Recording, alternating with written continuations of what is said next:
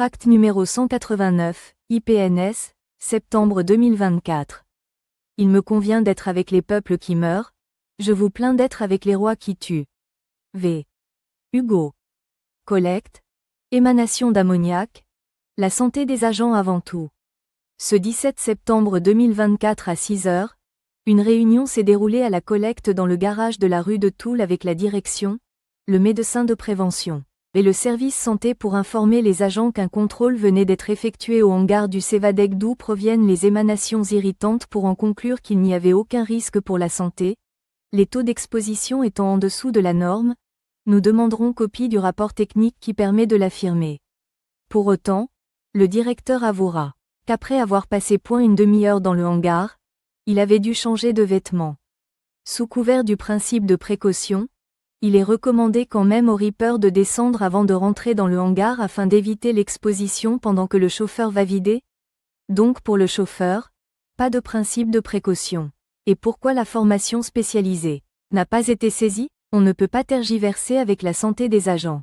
Nous pouvons par contre aussi nous interroger sur le fait que seuls les chauffeurs bénéficient du vaccin contre la leptospirose et donc pas les rippers qui sont les plus à même de subir des morsures de rats ou être en contact avec l'urine de rongeurs.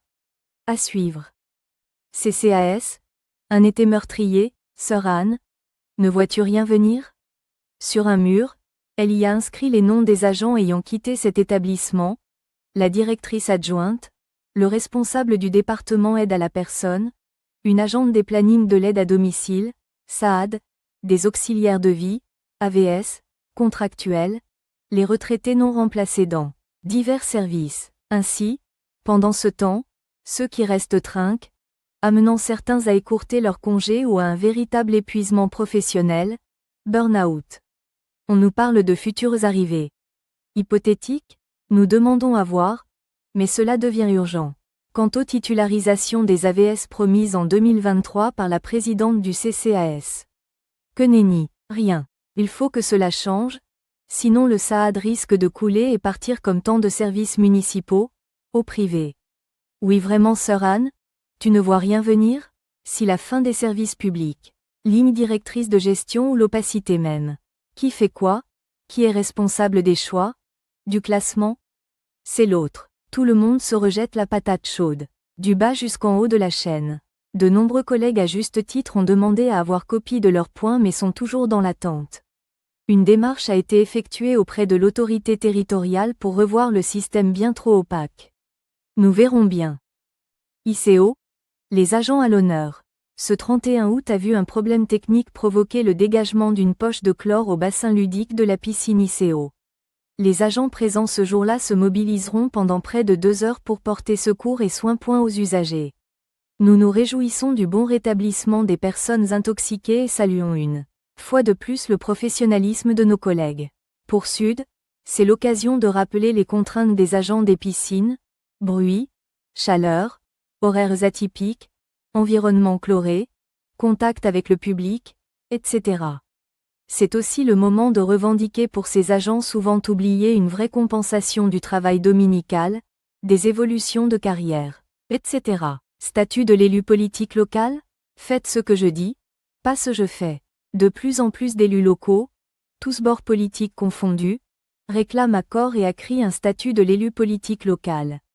Nous ne sommes pas contre ce statut d'élu local s'il s'agit de faciliter l'exécution de leur mandat et non pour renforcer encore plus le pouvoir féodal local, comme le fait actuellement le gouvernement Macron. À ce titre, il faut quand même souligner que la principale motivation des nombreux élus locaux démissionnaires sont la trop grande concentration du pouvoir dans les mains du maire, le manque de transparence et de communication de la part de leur part. Dans la quête de ce statut de l'élu, nous trouvons donc de nombreux maires à sensibilité libérale qui passent leur temps à taper sur le statut des fonctionnaires, déjà moribonds nous pourrions dire pour la fonction publique territoriale, militant sans cesse pour sa disparition, comme ils militent aussi pour un code du travail vidé de sa substance. Autrement dit, ils revendiquent un statut pour eux mais sa disparition, pour nous. Intervention Sud au CST du 27 septembre 2024. Un CST d'importance s'est déroulé ce 27 septembre 2024 en l'hôtel communautaire. Ce dernier portant principalement sur la nouvelle organisation du travail qui sera mise en place ce 1er janvier 2025 concerne la majorité des agents des 3 entités. Voici principalement les points abordés et nos interventions. Astérisque approbation du PV. Question Sud. Au-delà de la bonne retranscription du PV, où en sommes-nous dans notre revendication du délai de réponse aux demandes de congé? Le président reconnaît qu'une réponse devait être apportée. La DGARH indique que le dossier n'a pas pu avancer suite à un impondérable qui a retardé les travaux. Une réponse devrait pouvoir être apportée au plus tard pour cette fin d'année.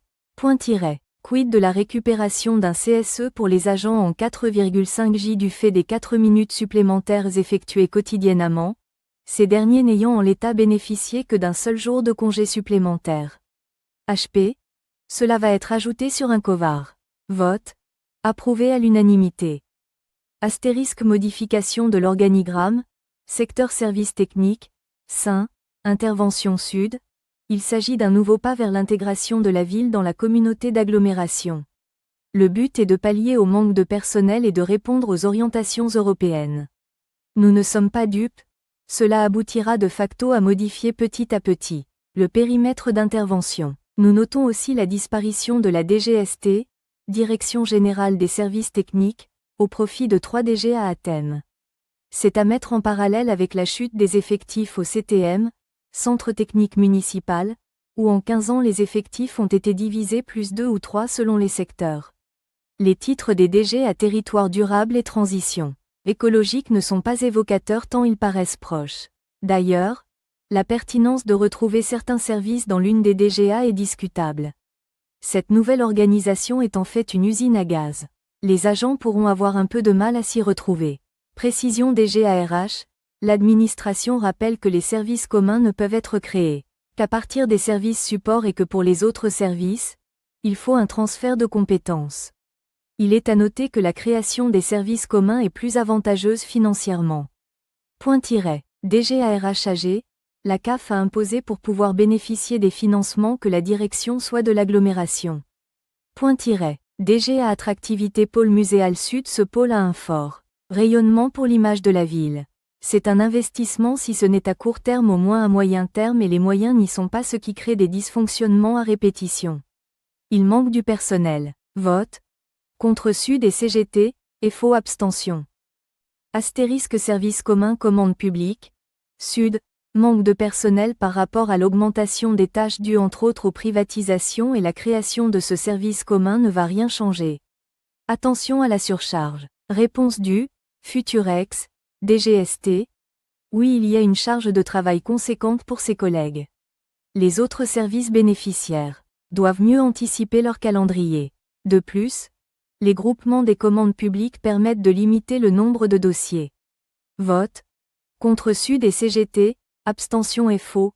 Astérisque. Service commun garage. Vote. Contre Sud et CGT. Abstention et faux. Astérisque. Assainissement. DGA.